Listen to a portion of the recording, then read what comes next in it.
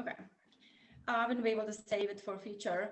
So when I was trying to come up with these 4 sessions, I have done a lot of research. I have searched with a few other brokers, 3 of them, Arizona, Massachusetts, and another brokerage, and a few of the leaders in the industry. They have different sessions, and I'm going to share more information with you about, at the end of the sessions. Everybody has a different way of doing business, but it's a lot of information, and I want to make it as painless as possible. You're learning about a whole new job. Yeah, we kind of know about it. This is not like a big surprise. It's not like chemistry or something that's all like formulas and it's like French to everyone. We kind of know about it, but there are a lot of details in it. So I want to make sure we are on the same page. And if you have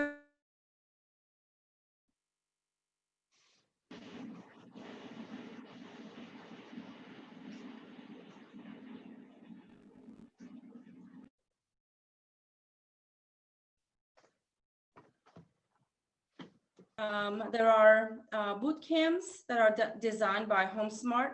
I think they are phenomenal. When I first signed up, I was so excited about that because I never had a boot camp before. It's always paid and now, designed by Buffini or other big mentors, and you go to a different city. It used to be like that. So it was not just the money, it's always the time too. You got to take like a week away from your family. You got to stay in a hotel for 5 days. So HomeSmart brought it all together. So take your time, listen to them, and take notes, and make sure your notes are kind of action items too. So you can kind of go back and, okay, I had to do this about that kind of thing. Your feedback is important. And for the last session, I have a few things in mind, but if you can kind of touch up on the areas that we did not go too deep. So I will leave that at the end. Let me start sharing my slides over here.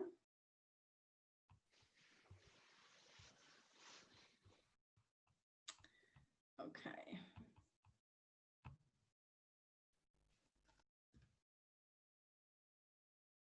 You'll see my screen.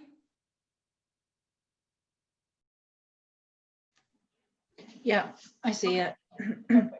Yeah, I thought the sessions have been really good so far.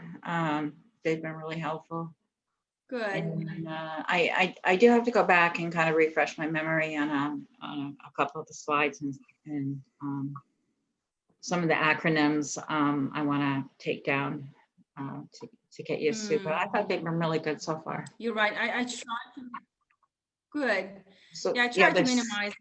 So many, there's so many acronyms for me, like the MBA. What does that stand for? Oh, well, I'm sorry. That's Master's in Business Administration. Oh, okay. It's just the education that I did. Okay. But it's kind of stuck to your name. I didn't know whether it meant like Mortgage Brokers Association or, so many acronyms in the mortgage industry. I'm still trying to, in the real estate, I'm still trying to get my my understanding around those still. Sure. Okay. And I wanted to touch base on the first 2 sessions and the assignments. Did you have any chance to, look into the MLS listing, MLS sessions about the trainings? Did you have any chance to start with the postcards at all? No, what I did is I registered my domain and I got my Gmail. I got my domain Gmail account set up. So I just got bombarded with so many emails. So I just have a separate email just now for HomeSmart. So I got those 2 things set up, and then now I got to go back and tackle the other things. So I'm going to take care of those things tomorrow. It's gonna make your life so much easier. Yeah. Clean slate, and there's no like unnecessary stuff in it. I continue unsubscribing because once people start noticing your new email, they bombard you with new stuff. So keep on deleting them or blocking those emails so it stays clean too. Yeah, good point. Okay, so we will continue talking about almost the same things over and over. It might seem like it, but branding yourself is very essential. Making connections, we will go into the details for those. The scripts, there's boot camp and lead generation for buyers and sellers. I have a folder that I'm going to share with you. This does have lots of details about who you should be thinking of, because you are going to have clients who will be asking you about a photographer. Let's say when you get a new listing, people will ask you, who do you trust? Or home inspectors. You want to be able to say a few suggestions. Don't give just one. I always try to give the minimum 2 or 3, just in case if something goes wrong, I don't want to be responsible for it. And the title officers, just to have them in mind, they are great for, let's say, calculating the closing fees for a seller. They want to know what their net is going to be. Or if you need a copy of the deed or the tax card, they are great to help. They do that for free because they are trying to win your business, and they want to be your go-to person. Like the contractors, the painters, or estate sale people, home stagers. So those kind of details, start putting them aside. I have an Excel sheet in the file. You can start adding their names into that, so that you kind of know if you come across them on Facebook, and if you hear people talking a lot of amazing things about a contractor, which is kind of tough to find. So start taking their names just in case you need it later. I wanted to talk to you about the leads and referral programs. It's kind of challenging with the Opcity, especially for New Hampshire. For starting agents, they don't send too many, if any. But for Massachusetts, they are very busy, and you will be getting a lot of leads if you are working with Opcity. They do charge, however, 35% of your commission. But let's say if the lead is good and you're closing on like a $500,000 property, especially for the beginning years, it might be worth it. What I would recommend is to take any kind of lead as you go, especially for your first year. This is how kind of you build up your sale. My first sale was $87,000 property, and it kept going up and up. As the prices go up, those people are going to be your referrals. So you will continue working with those people. You will ask for referrals. They will send their friends, and also they might be upsizing. So let's say you sell that $80,000 property and then get them into $300,000 property. UpNest is great for sellers, especially. They do charge 30% of your commission. But if it is a seller, I think it's kind of worth it, because you can pick and choose your commission on your website, and you can send them a proposal. Now, if the sellers know who you are, they get proposals from 3 or 4 different agents, and they choose whatever is the best fit to them. There's referral exchange profile, and on Facebook, there are a lot of referral groups. Lab Code is one of them. And as for the paid leads, there are a lot of them. Be careful. People will start calling you all the time and try to sell you leads. Make sure you are paying attention and don't pay anyone, or don't pay anything upfront unless it's a really trusted resource. I will definitely go for like Google reviews and make sure that's a legitimate company. As of right now, I think Realtor.com is kind of more affordable than Zillow, but you need to talk to the Realtor.com salesperson on the phone to get exactly how much they are for each zip code. They start with 40 leads a year.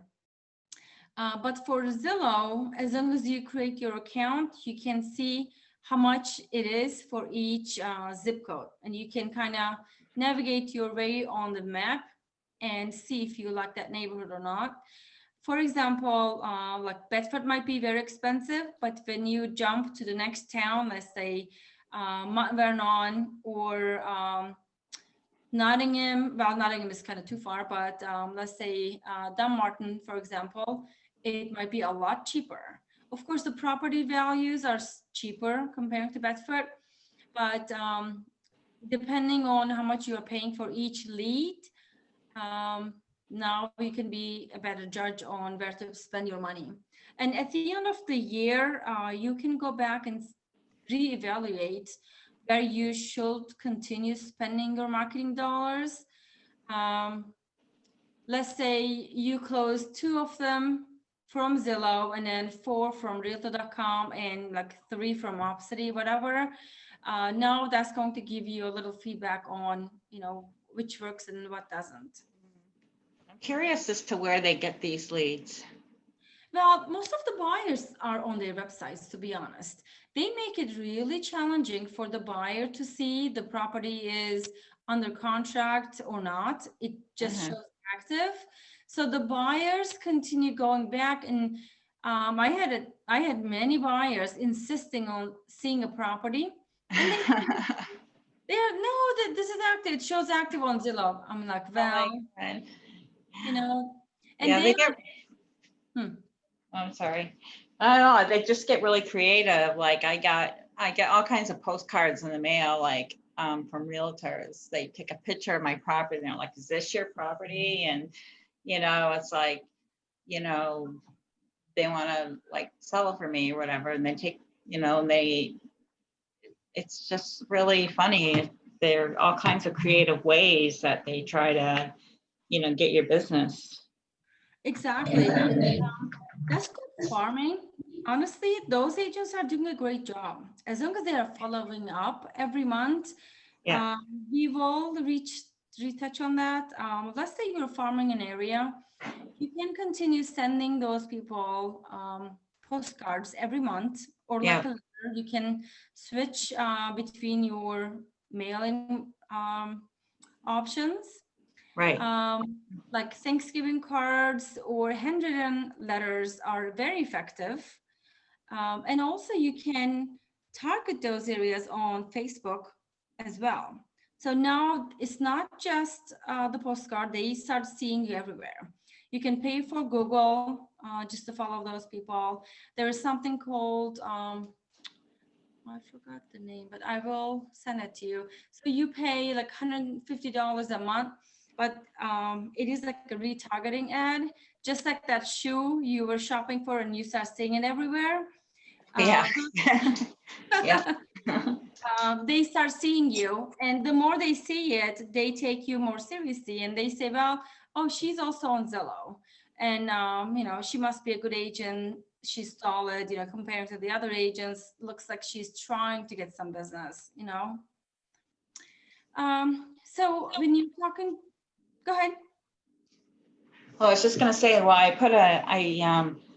I messaged out through, some of the, I belong to some of the neighborhood groups. And so I messaged out through some of those, and they already have some realtors in there. That's what kind of gave me the idea. And I know that she's done pretty well through there. And also some of the Facebook groups and stuff like that as well. Galveston is kind of small. If you are on your town's Facebook group, if there isn't one, it's a great opportunity to create one too. Yeah, so there's actually quite a few. Oh, good. Yeah. So you can start being more active on it. Whenever people are asking for questions, you can give them suggestions for, like something useful. And there are a lot of apps like that, like Nextdoor is one of them. Craigslist, of course, it's kind of too saturated right now. Yeah, but there is I don't really like Craigslist. Yeah. So there's a lot of scammers on it right now. People are starting. Yeah, I just don't think it just makes it look not like a classy company to be on there.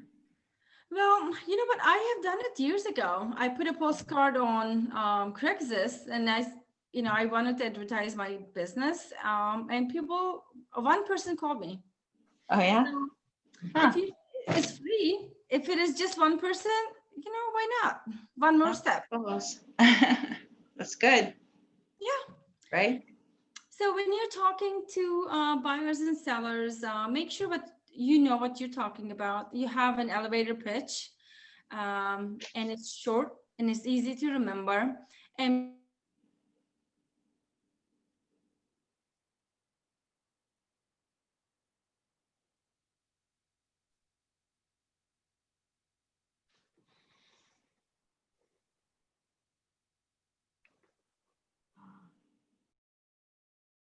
let's kind of go over it. Each time it might be a little different, but in general, you start with home shopping, right? First, you meet with the client, you do a consultation, and ask them what their reasons are. It might be relocation, what their financial goals are, other goals, which also kind of gets you to what kind of property that they're looking for. Let's say if they are upsizing, it means they need bigger square footage.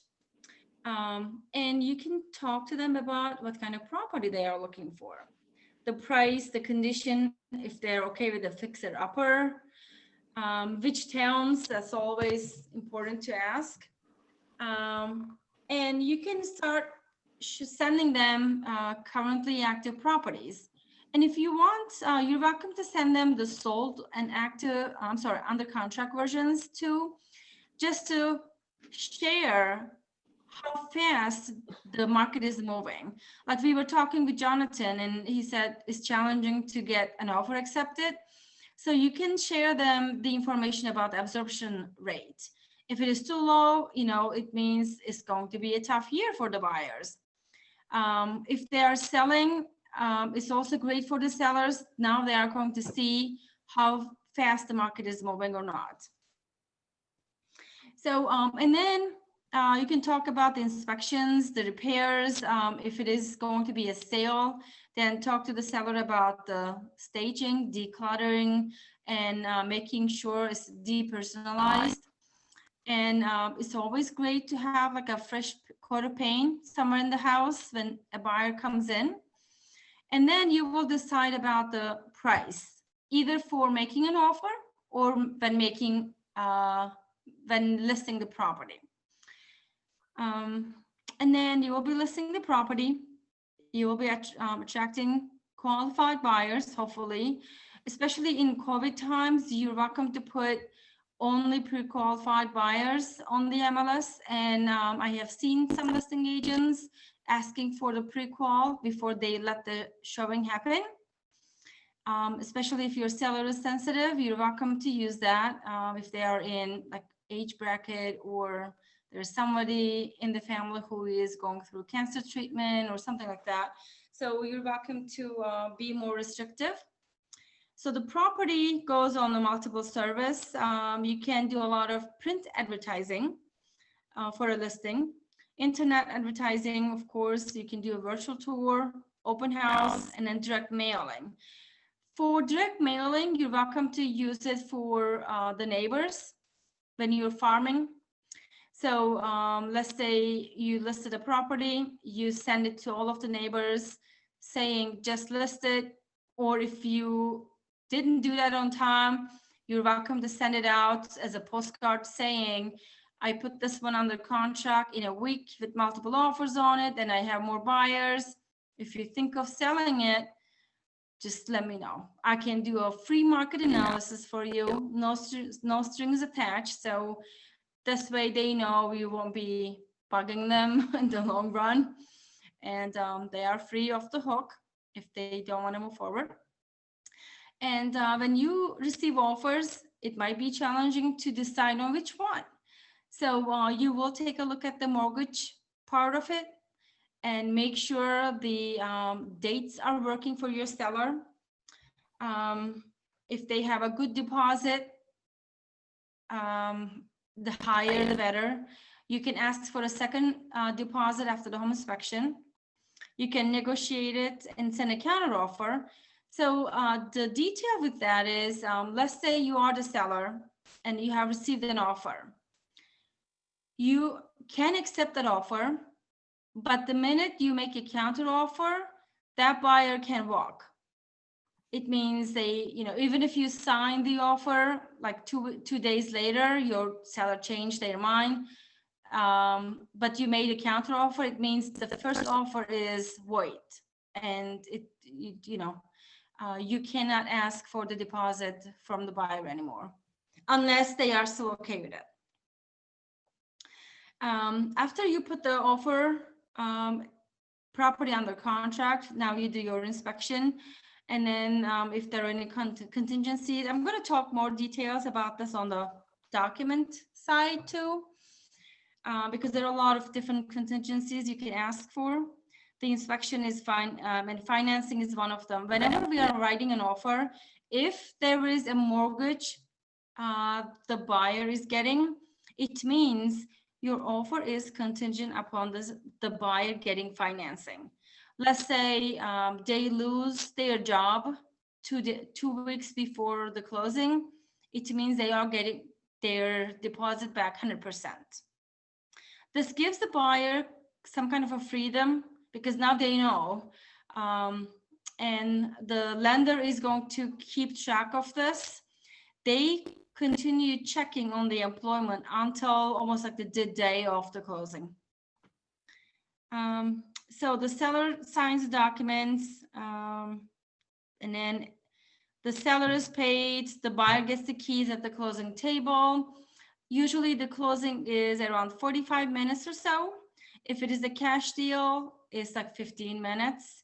And in New Hampshire, they do record a deed on the same day. So the buyer can move in and the seller will get all of the check at the closing table. So this is, I added 5 slides for this one because they all have different links to it. When you go on top, there's boot camp, day 1, day 2, 3, 4, and 5. These are all wonderful, and I did listen to all of them. They were recorded last year, just in August, when we didn't have the COVID yet, but same principles apply. Each of them is around 1 hour. So, it's well worth it. And I wanted to talk to you about the goals and how important it is to write them down. 3% of the written goals, 98% is achieved. That's a big number. If the 10% of your goals are not written down, only 47% are met. If 60% are, they are not even written. I'm sorry. Okay, sorry, Moniz can't make it. So if you write down 60% of your short-term goals, it means 100% made new goals. 27% no goals or no plans, it means no change. So we need to write our goals down and also the steps how to get there. I do have another one in addition to this slide, kind of giving you an idea, because real estate is really big and you can go up and down a lot. The range is huge. So let's say you want to make $250,000 a year. And in average, let's say the property prices are around $325,000 and the average commission is 2.5. It means you need 31 sales to get there. It means 8 sales in each quarter. And that averages around $8,000 for your commission each time. So you can play around with this. It kind of gives you an idea. what are important. Like EDMM is a postcard service. You should be seeing that on the first page when you log into your Real Smart Agent platform. It's on the right-hand side. It's a post service. It's a mail service. It's kind of affordable, so you can search about that. Social media, of course, Facebook, drip campaigns, farming, FSBOs, for sale by owner properties. There are a lot of people who are renting, which could easily afford buying too. Like I see a lot of rental units in Bedford, and they are starting like $1,700 a month for like 1,000 square feet apartment. And they do have a minimum $50,000 a year income requirement. So most of those people, they can easily buy a property. Maybe not in Bedford as a single family house, but they can afford a townhouse or something like that, or maybe just the next door neighbor, next door town, maybe like Goffstown, they can easily afford it, or Merrimack. You just need to talk to them into the benefits of buying a house.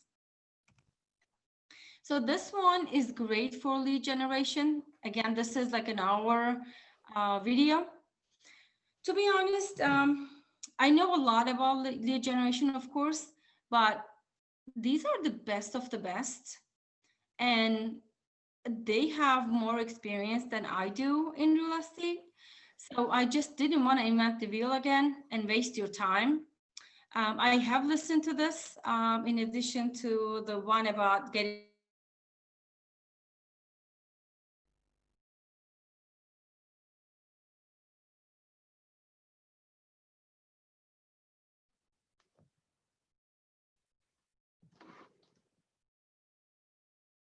parts you liked and which areas you can implement in your town, and which you thought it was kind of really not your cup of tea and you don't want to do it, or you just don't feel comfortable.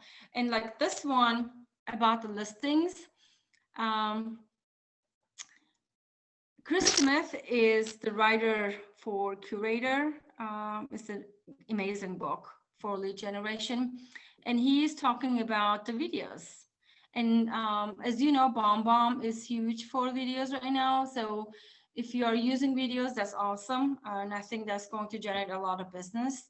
But, I am not that comfortable yet with that.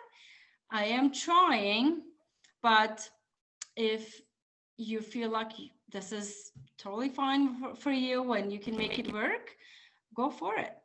There are a lot of ways to generate buyers and seller leads. It's not just one. For this one, they picked 10 top ways to get listings. So they are awesome.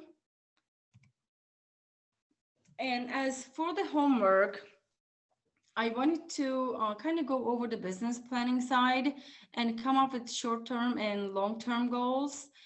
And please put them into items and make sure you can action on them and track your progress. If there's anything you need to do, you think it might boost your business, let us know. So do you have any questions over here?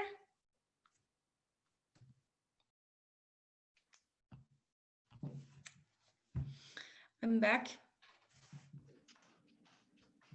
Hi, it's Sherry. Yeah. So I have a question about this, what they call qualified financing, the pre-qualifications.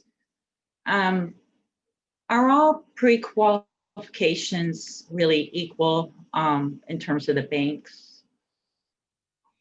Or? Not really, no.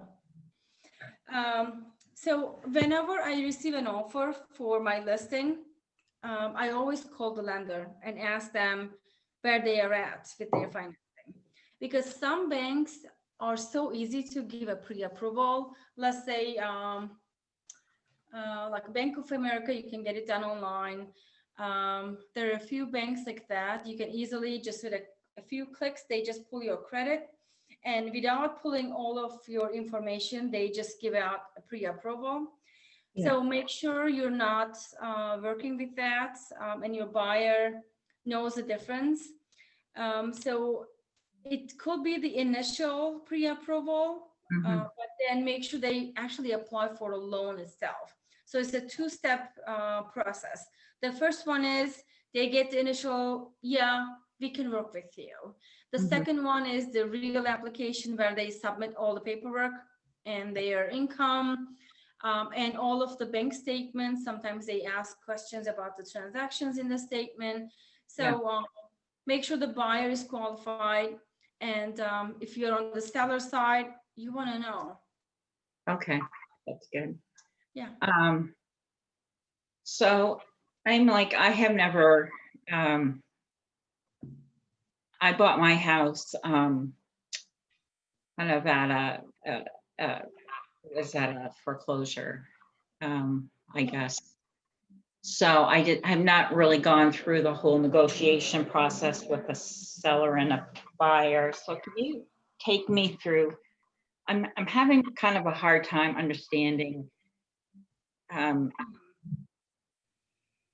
Okay. Let's say a seller, like what I'm having a hard time understanding is at what point does a seller stop taking offers? Like, how do they know? Like, Mhm. I'm a seller and I want to sell my property and I have a listing agent, but it's like how long do they go on? And how long does this whole bidding process go on? Like, I mean, I don't know. Right? Yeah. Okay. So let's say I am a seller and I called you. I said, well, Sherry, I'm interested in selling my property. Would you mind coming over and taking a look at it? Usually I want to see the property first before I give them a price to list it for, because it could be way off. Let's say the house is cluttered and there's so much junk in it, and it just doesn't look appealing. Or they didn't touch anything for the last 15 years. You want to calculate that difference. Or when you go in and they just put a new kitchen in, yeah, it's the same square footage, just like Zillow's estimate. Zillow is right at some areas, I guess, because they are calculating their numbers depending on the neighborhood, the square footage, and the style of the property. But what they don't know is the inside of the house. And a Right. kitchen could be, if they put a new kitchen, it could be a $20,000 property, $20,000 kitchen, or 50. So that could be a game changer. Or sometimes you go into a property and the layout is just so weird. It doesn't work for anyone. So you got to calculate those differences when you are deciding on the price. So let's say you met with the seller, you gave them all the information, and you prepare a market analysis for them.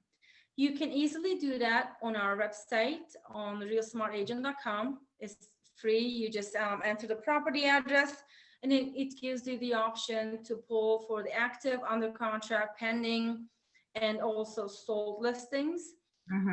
Sold listings are very important when you're pulling the real numbers. And at the end of the report, it does have the option to include the marketing pieces about HomeSmart, like why us, right? And you can add your referrals, past sales, and why you are a good agent to sell this property, like an info sheet about yourself. And at the price point, you can send them either your specific number, or you can send them a range. You can say, well, your house is between 420 to 450, and let's decide on that together.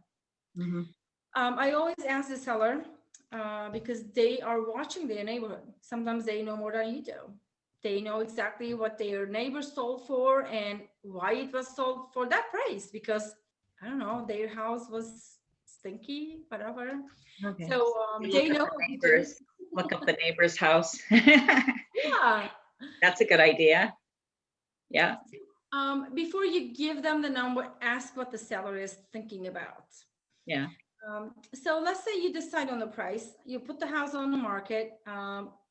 What we usually recommend is, and I am going to help you with all these steps for your first 3 sales. Make sure we are on the same page, and we will exchange documents, and I'm available anytime you need it. Okay, So good. let's say you list the property on Wednesday and you do your open house on Saturday, right, Cam? He just did one. Yep. Yeah. Do you want to say how it went? Just how the whole process went. Yeah, like what was the initial process was like, and what you felt like when you got the offer? Yeah, I mean, it honestly happened like pretty quick. The first thing I really had to do that was like a lot of work was prepare the MLS listing. And it took a while, but like as soon as I posted it, I started like getting hits on it. And then I think I posted the listing like 3 days before I scheduled an open house. And then pretty much like 2 days after the open house, I got like a few offers, and then with it, and then like I talked to my seller, and after the first week, she decided to accept an offer, and now it's under contract. And Yeah. it happened like really quick, but now it's kind of going through everything. I had like the home inspection a couple weeks ago, and I went to like my first like negotiations and stuff. And then the appraisal happened just this past week. So we're getting close, I think. Cool. Yeah. So the appraiser calls just the listing agent, not the buyer's agent. And especially if you're really on the top of the price point, I recommend taking a few suggested properties and either just giving them on a piece of paper or emailing them to the appraiser, just as a suggestion. Don't be too snobby, or don't act like you know more than the appraiser. But he will ask sometimes, like when you are like the most expensive house in the neighborhood, he wants to know why. And he wants to know like if there is a property that he doesn't know about, or because if it doesn't appraise, then you have a problem, because you will go back to the buyer and say, well, okay, well, we are $20,000 different. So would you want to go up? He's going to say, well, no, I'm sorry. The bank said your house is worth this much, so you come down. So that's going to be another negotiation. There are a few ways to resolve it. Once it was an FHA sale in Londonderry, and we were $20,000 apart. So the seller didn't come down, and the buyer really wanted the house. So he just ordered a second appraisal. He had to pay another $600 or whatever the amount is to his bank. So the bank sent a local guy for the second round, and he came right on point. If it is just a few $1,000s and the buyer doesn't want to pay for the second appraisal, then you can go back to the seller and ask, well, would you want to come down a few $1,000s, or try to find common grounds? Because if you're really way off and you've been sitting on the market for so long, and you didn't get much of an action, now the property is kind of overpriced. Whenever you take the house back and put it back on the market, you're going to have the same problem again, because the second buyer, if you're lucky, is going to hire an appraisal, and they will check on the comps too. So after the appraisal, 10 days before the closing date, your bank needs to give you a clear to close document, and you need to submit that to the buyer. That's an essential document because it shows the lender did their due diligence. They checked all the income, everything is verified, and they are okay with every aspect. So now you're good to go. And 3 days before your closing, you should receive an Alta statement, which has all the numbers on it. Make sure your commission is right. Make sure the deposit amount, if there is any concessions to the buyer, all of the dollar amounts are correct on that document. So the buyer and the seller signs that, and they just go to the closing. And on the closing date, they exchange the keys. And within a day before or the morning of, I usually recommend the day before, just in case if something is wrong, you have a walkthrough at the property. So you go in with your buyers to the house. It's going to be most probably vacant. The seller took their stuff out.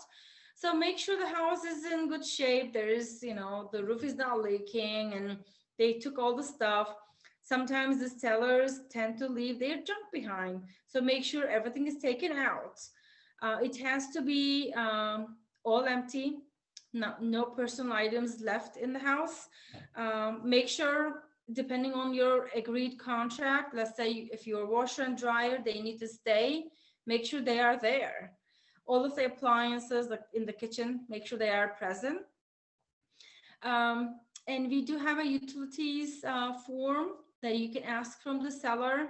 The buyer needs to get the gas or the water, everything turned on to their name. Everything can be scheduled ahead of the time, of course, on the date of the closing. And happy day, you get your commission check at the closing, and we pay our agents within the first 24 hours, if not on the same day. So you're all set. The last item left is asking for a feedback, like a review from your seller or the buyer.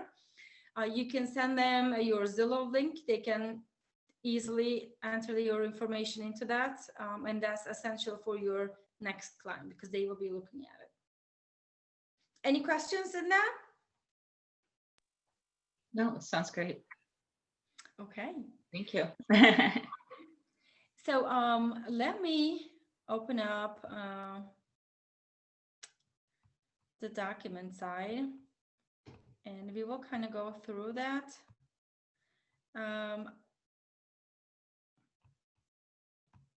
So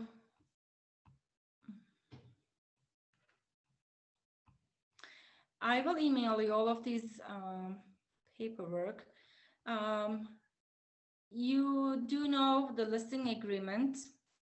So I just made up some names over here with Jamie, and make sure you have the seller's name, your firm name, the property address, if it is a residential property or commercial, the county, property details, and how much they would like to list it for, and your commission. This kind of depends on you. I started seeing a lot of 4, 5, or 6, not a lot of 6 left much. This is going to be split between your brokerage and the buyer's brokerage. If there is any price for the lease, or if you're charging any fees to the seller, which is kind of not seen, you're welcome to charge them a few $100, I guess, initially, if you have a lot of expenses. But most sellers don't want to pay that. They want to pay at the closing. Your agreement should be minimum 3 or 4 months, because it takes almost like 2 months to wait for the mortgage anyways. And 2 months after, let's say there is a for sale by owner, or if they withdraw the contract, and this is your name as the designated agent, your sellers sign it. If they are okay with the dual agency, make sure you check here. If they are not, you can check it on the bottom over here, which means you can bring them a buyer and act like a buyer agent at the same time. And over here, we do not do a sub-agency. We don't offer that. And as a buyer, if you would like to split it evenly, you're welcome to write 3%.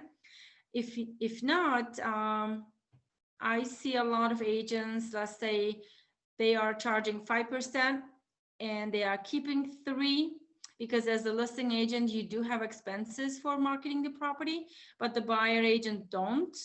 Especially in today's market, the buyer agents don't really have much say in the game.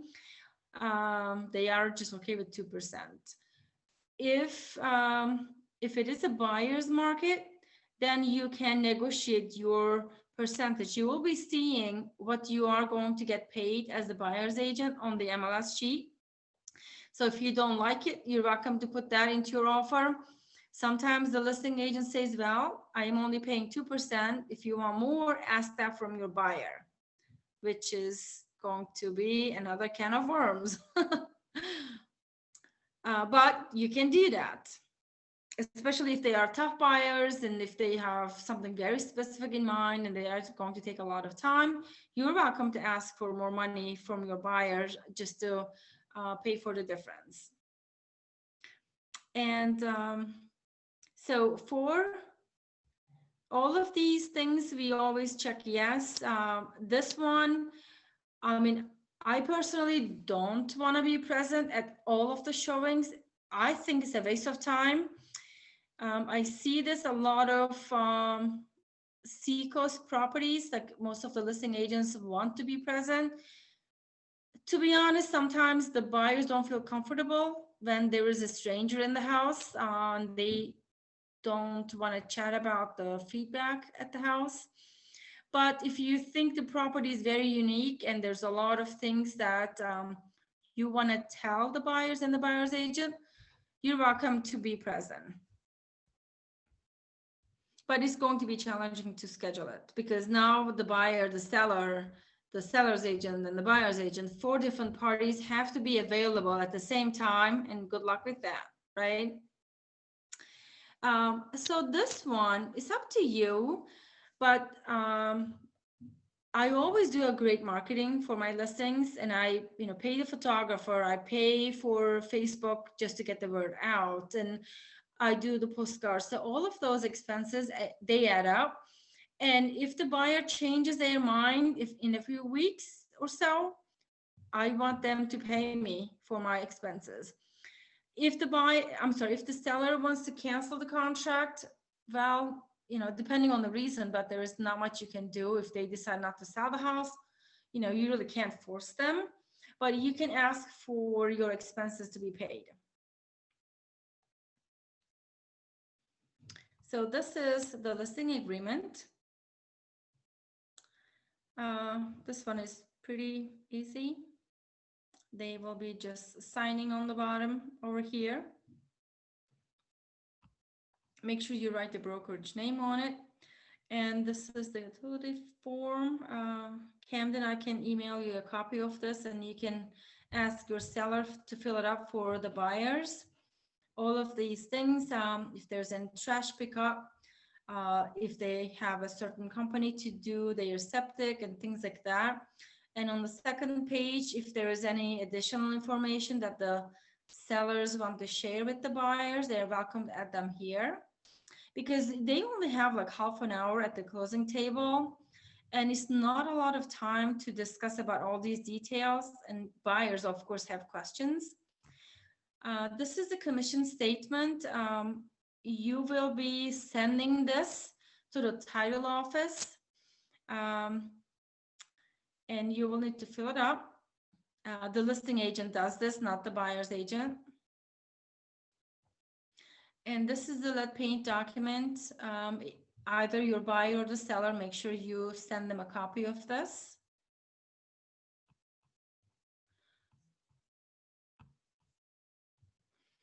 And the purchase and sale.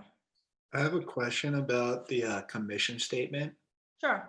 do I just share it through Dot Loop to the closing company, or do I like download it as a PDF or whatever and send it in an Uh, email? I would rather a PDF because they may not know their way around the dot loop much. Okay. So you can easily download it like this, file, download it, and then it becomes a PDF file. You can just Yeah. send it. All right. Thanks. You're welcome. So when you're writing an offer, this is what it looks like. I'm sure you have done a few. So your offer date, when the seller accepts your offer, and on the day that they are signing it, they are going to add this effective date.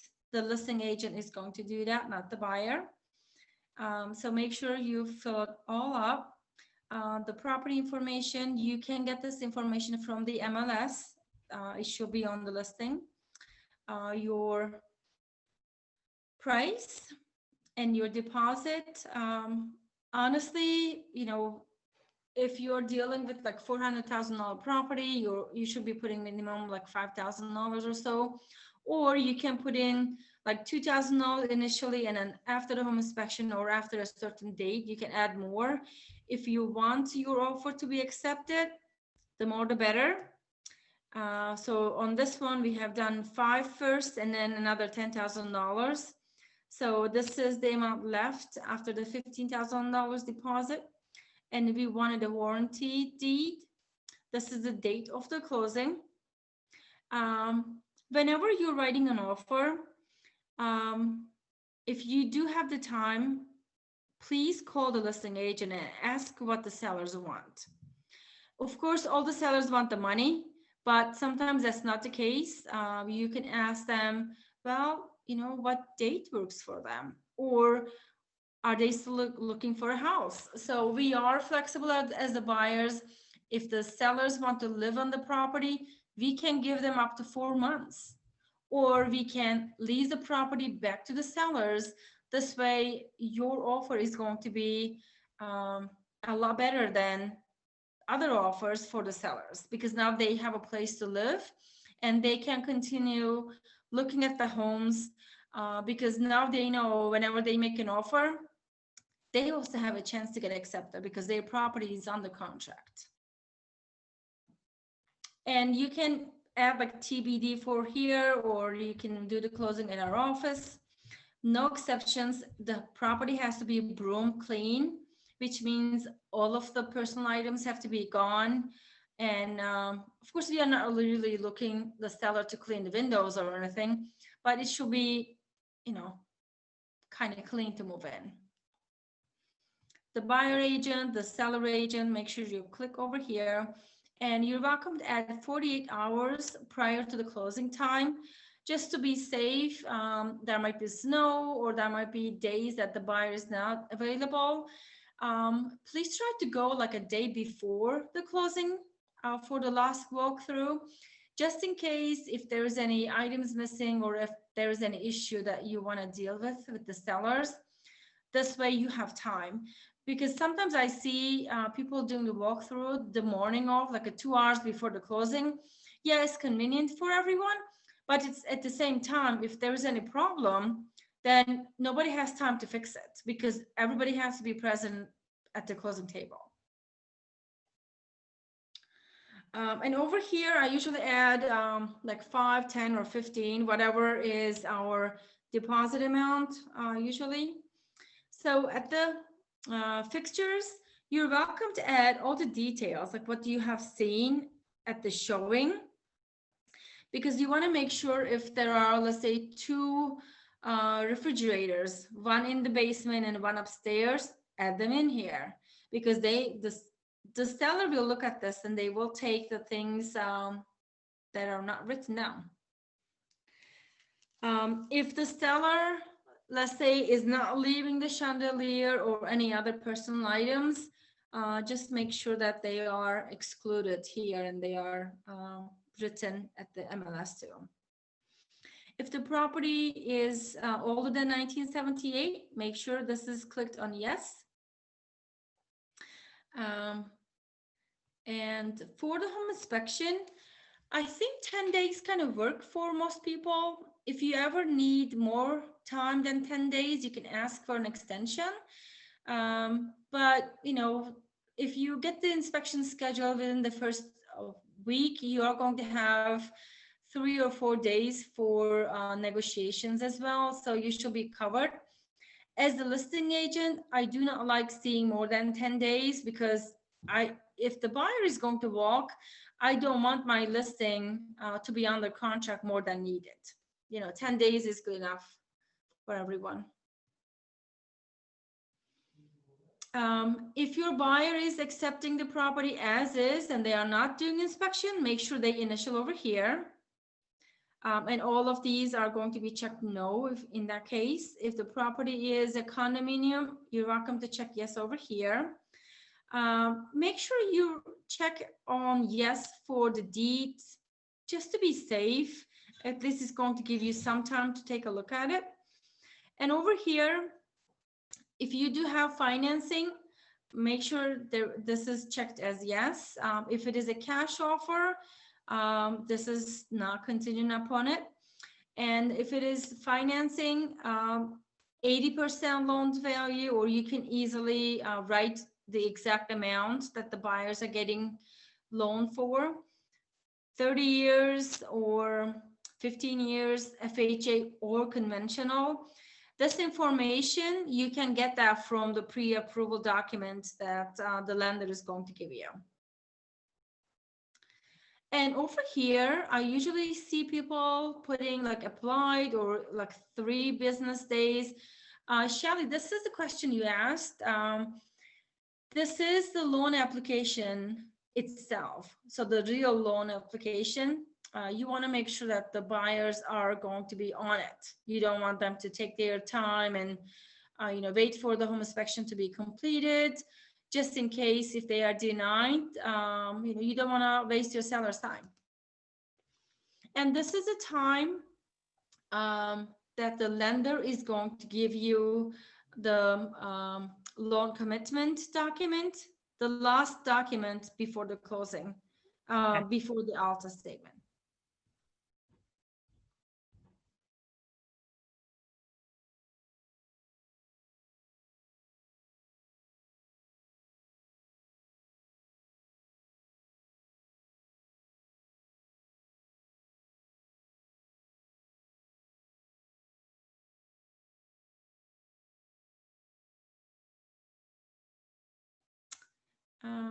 And the address of the buyers. So if the seller accepts it, they will sign it, put the date on top, and then send it back to you. Anything else? Okay, so this is all. And these are the documents that I will be sending over to you. I am still working on a few of them, so I will send it as a file. So this one is about goal setting. These are the documents I just showed you, like a cheat sheet with the information on it. Suggested contacts for the lenders. Let me show you this one. So these are the companies that I like working with. Personally, it's not about HomeSmart, it's just me. But depending on my buyer, if they are salaried people, the W-2, I do send them to a mortgage service credit union. But if they are a little tricky to get a loan, I do send them to Prime Lending, which is a mortgage broker. They have more products. So they have, like, actually I had one recent client, service credit union denied them, but Prime Lending did approve them. So same client, same paperwork, it's just different products that they offer. So for the title officers, you're welcome to call like a Courtney at the Summit Title, Robin Shargo, any of these, they're all in Bedford. And for the home inspection companies, you're welcome to choose whoever you're comfortable with. Business planning, this is another training. I had a question on, sorry, I had a question on the title officers. So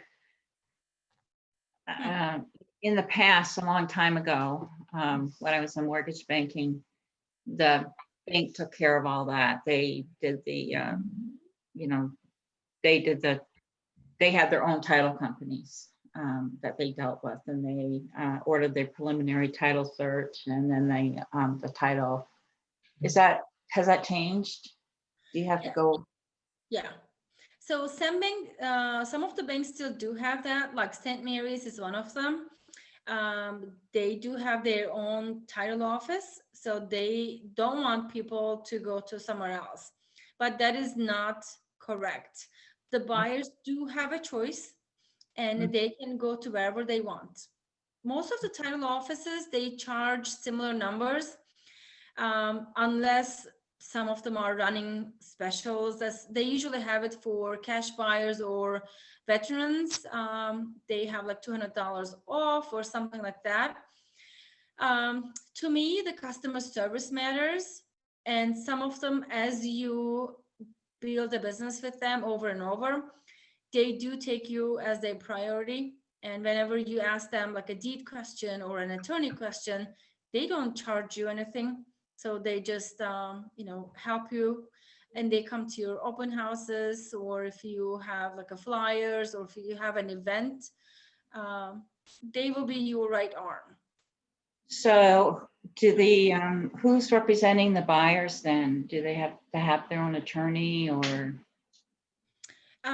So the attorneys do operate the title offices. So one attorney can have a few different branches.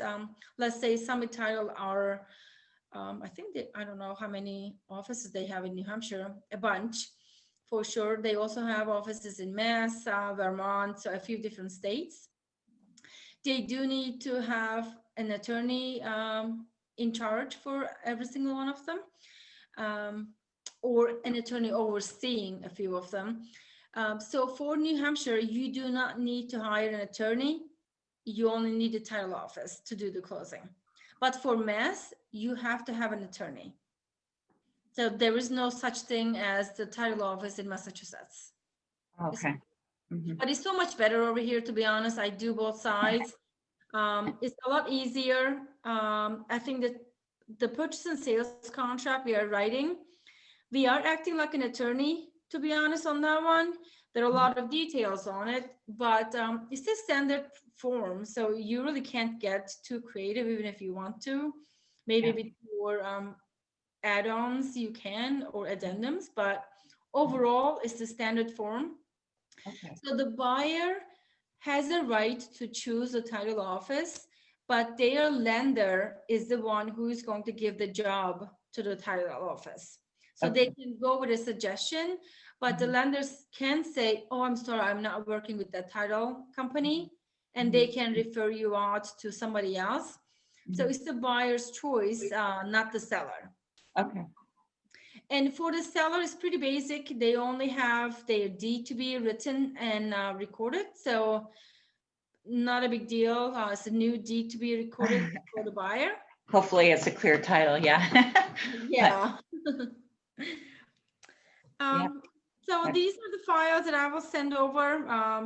I have this one for myself. I use it for a while. Whenever I get a new buyer, I just email this to them. Just to outline on what the process is and kind of like what the verbiage we are going to be using, those kind of things. So you're welcome to share a similar version with your buyers. And I do have a similar one for the seller as well. So this is 35 pages, believe it or not. What is the CMA, my marketing plan, our agreement, hitting the market. So a lot of things. I want to make it as easy as possible for them. And it is written in a funny way too. It's kind of boring. It's too long, but well, it's what it is, right? Now that'll give them something to read. They probably really like it. Yeah. I mean, if they forget what an appraisal was, they can go back and kind of search it. Yeah. And this is the script book. What you say matters. This is not mine, it's Tom Ferry's. Like, what do you Oh, say? that's awesome. Yeah. A lot of different options. So what you say for an expired listing, when you're talking to the seller. So a lot of things to talk about and just to cover. This is about the radon and the seller script.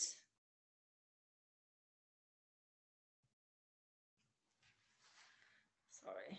Okay, this is kind of 52 pages. So this is another script. So if you want to practice, you're welcome to read it out loud. Or if you want to come to the office or over the Zoom, kind of practice with each other, you're welcome to do that. Role playing is great, as you know. Okay, this is all for right now. Any questions? No, it's great. It was a great class. Sorry, this is a lot. Take your time. Then I was thinking of maybe meeting next Tuesday. Will that be okay for you? Sure. Because I want to give you a few more days. If we meet on Thursday, you're not going to have enough time to go over all of these. No. The boot camp and everything is just a few hours. Yeah. And I have seen other brokers to hold this class in 4 weeks, so total 1 month. I don't want to take it that long, but it's pretty loaded. So if you have time, you can kind of go back and read it or listen to it again if you want to. So. That sounds great. Okay, cool. Okay. Nice to meet you, Denise. How was the shop? What's that? How was the shop? Oh, good, good. It's so busy. Getting ready for Thanksgiving and Christmas, Christmas, yeah. Christmas. I'm here. I'm at the shop. Nice. What kind of shop do you have? My son, he has a chocolate shop, one in Exeter and one in Portsmouth. Wonderful. One of my favorite things. Oh, it smells so good in here. Yeah, so been really busy, thank God. And lots of Christmas orders already. It's Love crazy. chocolate. I don't even know how they're gonna do it, but we'll do it. That's great. Awesome. I'll have to bring chocolates sometime to one of the meetings. Okay. They'll kill me if I do it before Christmas. So after the holidays, I'll bring Okay. chocolate. That sounds great. Okay. Talk to you later. Bye-bye. All right. Nice seeing everybody. Okay, soon. Bye-bye. Bye, take care.